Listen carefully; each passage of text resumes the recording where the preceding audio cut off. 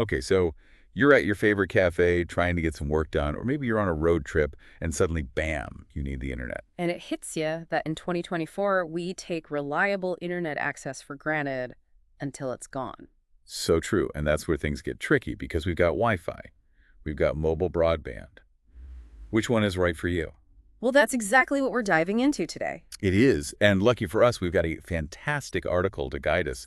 It's titled Mobile Broadband versus Wi-Fi, Pros and Cons. Catchy. Who wrote it? It's by Mark Ferguson. He's the in-house writer over at comparebroadbandpackages.co.uk. He really knows his stuff when it comes to this. Perfect. Well, let's jump in. All right, let's tackle mobile broadband first. What is it exactly? Well, Mark describes it as using your cellular network to get online. So basically, think of it like using your phone as data, but for your laptop, your tablet, all your devices. Like those little USB dongle things you can plug in? Exactly. Or even using your phone as a hotspot. Oh yeah, that's super handy when you're in a pinch. Totally. And one of the biggest perks Mark highlights is the flexibility. You can literally work from anywhere as long as you have a decent cell signal. That's a game changer for folks who are always on the go. For sure. Digital nomads, business travelers, anyone who needs to stay connected no matter where they are. And the speed can be pretty impressive too, right? Oh, yeah. Mark mentions that some mobile broadband plans can offer speeds up to 90 megabits per second. Wow, that's faster than some Wi-Fi setups I've seen. Yeah, it can be. But there is a catch, and it's a big one: data caps. Ah, yes, the dreaded data caps. Mobile broadband plans often come with a limited amount of data you can use each month. And once you hit that limit, Either your speed gets throttled way down, or you have to pay extra for more data. ouch. Yeah, it can be a real budget buster if you're not careful. Mark actually shared an anecdote in the article about someone who hit their data cap while trying to stream a movie on a road trip. Oh no, talk about a mood killer. Right. So that's definitely something to keep in mind when considering mobile broadband. It is. But now let's flip the script and talk about Wi-Fi. Okay, Wi-Fi, the classic, the tried and true. One of the biggest advantages of Wi-Fi is that it typically offers unlimited data. No data caps to worry about. You can stream all the movies you want. Exactly. Plus, you usually get wider coverage within your home or office. So no need to huddle around a single hotspot. And Mark also emphasizes another key benefit of Wi-Fi: consistent speed. While mobile broadband can be faster, it's also more susceptible to fluctuations, right? Yeah, depending on your signal strength and how many people are using the network at the same time. So if you need a rock-solid connection for, say, video calls or online gaming Wi-Fi, might be a safer bet. Absolutely. It's all about choosing the right tool for the job. Speaking of tools, Mark actually breaks down some specific mobile broadband plans and their data allowances in the article. Oh, perfect. Let's dive into those. Okay, so first up we have the starter plan. Starter plan. Okay, what do we get? 30 megabits per second and a 5 gigabyte data allowance for £10 a month. Not bad for the price. Yeah, it's decent for casual browsing, checking emails, or social media. But if you're a heavy streamer or downloader, You'll probably burn through that 5 gigabyte allowance pretty quick. for sure. All right, what's next? Next up is the standard plan. This one gives you 60 megabits per second and a 15 gigabyte data allowance for £20 a month. Okay, so double the speed and triple the data for double the price. Not a bad deal. Yeah. I think that's probably a sweet spot for a lot of people. Yeah, good balance of performance and affordability. And finally, we have the premium plan for the data hogs out there. Let's hear it. 90 megabits per second and a whopping 30 gigabyte data allowance. But it'll cost you £30 a month. All right, so top tier speed and data, but you're paying a premium for it. Yep. But here's where things get interesting. How do these mobile broadband plans stack up against the cost of Wi-Fi? Ooh, that's a good question. Because while Wi-Fi often requires that upfront investment for a router and installation, You're typically paying a flat fee per month for unlimited data. which can be a huge advantage for families or anyone who streams a lot. No more data cap anxiety. But there's another factor to consider: security. Oh yeah, Wi-Fi networks, particularly public ones, can be vulnerable to hackers. Mark actually mentions a story about someone who had their credit card information stolen while using public Wi-Fi. Oof, that's a nightmare. It is.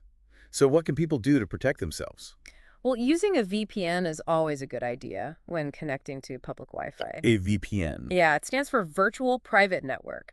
It basically creates a secure tunnel between your device and the internet, encrypting your data and masking your IP address. So even if a hacker is snooping around, they can't see what you're doing. Exactly. It's like having a bodyguard for your online activity. I like that analogy. And of course, creating a strong password for your home Wi-Fi network is essential too. You don't want any uninvited guests snooping around your data. Nope. So we've talked about speed, data caps, security. Is there anything else we should consider when comparing mobile broadband and Wi-Fi? Well, one thing that really stood out to me in the article was how Mark emphasized the role of cellular networks in mobile broadband. Okay, interesting. And it got me thinking, with all the advancements in 5G technology, could we see a future where mobile broadband becomes the dominant force? That's a really interesting thought. Could Wi-Fi become a thing of the past? It's hard to say for sure, but it's definitely a possibility. I mean, we're already seeing those super fast 5G home internet plans popping up. Yeah, and as 5G coverage expands and the technology continues to improve, Mobile broadband could become a very compelling option for more and more people. absolutely. This is why I love deep dives. We start with a simple question about internet options. And end up pondering the future of connectivity. It's a wild ride, and that actually ties into another point Mark brings up, the Internet of Things, all those smart devices we're adding to our home. Oh yeah, smart lights, smart thermostats, smart everything these days. Exactly. He wonders, will these devices rely mainly on Wi-Fi, or could mobile broadband play a bigger role? That's a good question. I guess I always just assumed smart home devices equal Wi-Fi. Right, but think about it. As 5G and even 6G develop with those super fast, low latency connections. Mobile broadband could become the backbone for way more than just our phones and laptops. Exactly. It could power entire smart ecosystems. Whoa, so instead of my smart fridge connecting to my Wi-Fi router, you could be talking directly through the cellular network. Precisely. And that opens up some wild possibilities. Imagine a smart home that's truly mobile. You could control your lights, your appliances from anywhere in the world. Even if you don't have Wi-Fi access? Yep. That's mind-blowing. No more rushing home to make sure the oven's off. Or preheating the oven on your way home from work. Talk about convenience. But hold on, wouldn't mobile data for all those devices get super expensive? That's a valid concern. Yeah. But Mark suggests we might see new pricing models emerge specifically for the Internet of Things. Like what?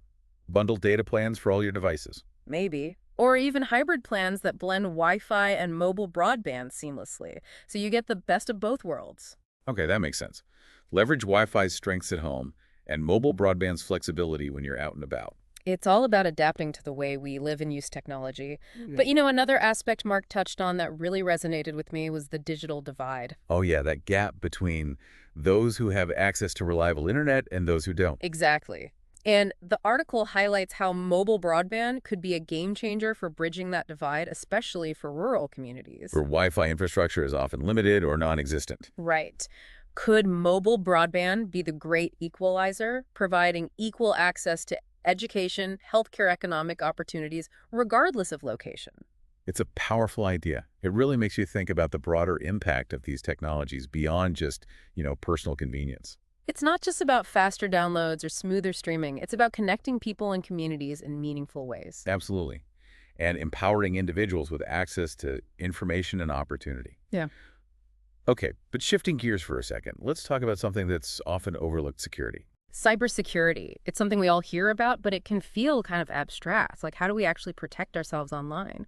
Yeah, I feel like, does Mark cover both Wi-Fi and mobile broadband security? He does. He starts with Wi-Fi and emphasizes the importance of strong passwords for your home network. Seems like a no-brainer, but I'm sure there are still plenty of people out there using password 123. You'd be surprised.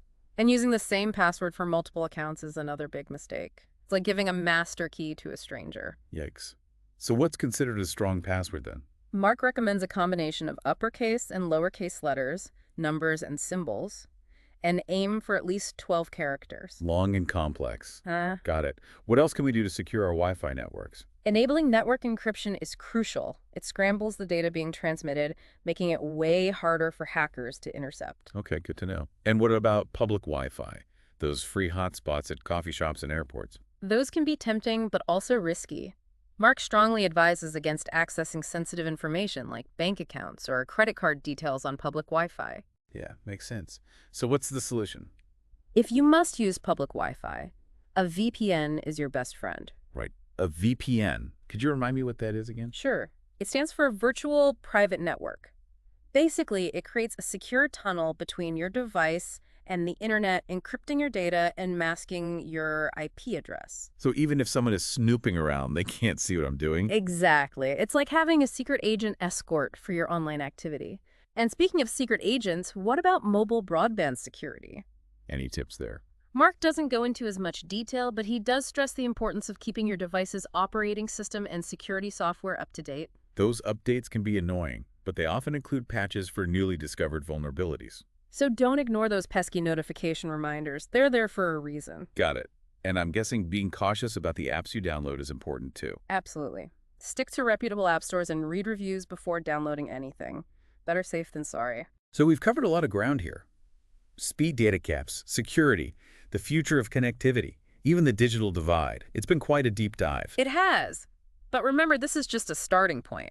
Right. Mark's article has given us a solid foundation, but there's always more to learn and explore. The world of internet technology is constantly evolving, so stay curious, stay informed, and keep asking questions. Well said. And armed with this knowledge, you're ready to make informed decisions about your own connectivity needs. Whether you're a business traveler, a student, a gamer, or just someone who wants to stay connected with the world. There's an internet solution out there for everyone. Yeah. But before you go, we have one final thought-provoking question to leave you with. All right, so we've talked about the present, the pros and cons of each, the speeds, the security, all that. A nitty-gritty. But what about the future? What's next for mobile broadband and Wi-Fi? Well, that's the big question, isn't it? And Mark actually hints at a pretty fascinating possibility. Okay, lay it on me. He suggests that as technology keeps advancing, we might see a blurring of the lines between mobile broadband and Wi-Fi. Blurring the lines, what does that even mean? Like, will they merge into some kind of hybrid super internet? It's not as crazy as it sounds. Think about it. Imagine a world where your devices seamlessly switch between Wi-Fi and mobile broadband networks. Depending on which one has the stronger signal. Exactly. Always optimized for the best possible connection. That would be amazing. No more manually connecting to different networks or getting stuck in a dead zone. Exactly. And this could have huge implications for the Internet of Things, too. Oh, right. If all our smart devices could tap into both Wi-Fi and mobile broadband, they'd be even more interconnected. Imagine your smart car communicating with traffic lights to optimize your route, or your refrigerator automatically ordering groceries. Okay, now that's straight out of a sci-fi movie. But it's closer than you think. As 5G and 6G technologies mature and become more widespread, We could see a shift towards a more integrated, seamless internet experience. exactly. It won't be about choosing between mobile broadband and Wi-Fi. It'll be about embracing their combined power. To create a truly connected world. Exactly. Where access to information and opportunities is available to everyone, no matter where they are or what device they're using. That's a future I can definitely get behind. But as exciting as all this sounds, we have to remember technology is a tool. And like any tool, it can be used for good or for evil. Right.